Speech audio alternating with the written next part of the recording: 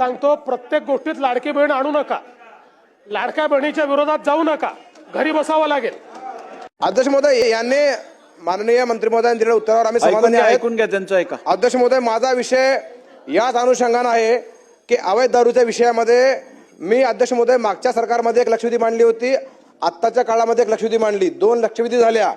आपल्या दालनामध्ये 6 फेब्रुवारी 23ला, 23 जानेवारी 25ला, 14 जुलै 25ला 3 बैठका झाल्या अध्यक्ष महोदय।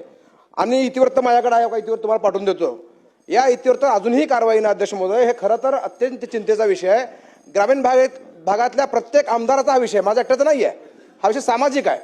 हा विषय अध्यक्ष महोदय ग्रामीण भागातल्या आमदारांना विचार, त्यांना रोज काय त्रास होतोय, कुठे गेलं तर आमच्या महिला भगिनी आमच्या दारूबद्दल विचारतात।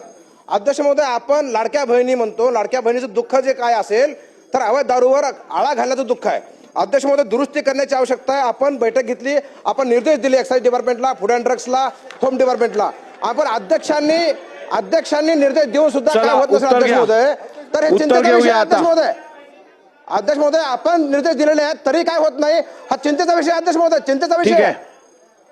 महोदय, पुन्हा सदस्यांना सांगतो, प्रत्येक गोष्टीत लाडकी बहीण आणू नका, लाडक्या बहिणीच्या विरोधात जाऊ नका, घरी बसावं लागेल। प्रत्येक गोष्टीत लाडकी बहीण, लाडक्या बहिणींचे पैसे चालूच राहतील, ती योजना सुरूच राहील, त्या योजनेला दुसऱ्या योजनेशी कंपेअर करता येत नाही, हे आपण लक्षात ठेवा। दुसरं, माननीय अध्यक्ष महोदय, आपण जर काही निर्देश दिले असतील आणि त्याची अंमलबजावणी झाली नसेल तर तात्काळ ती करण्यात येईल। ठीक आहे।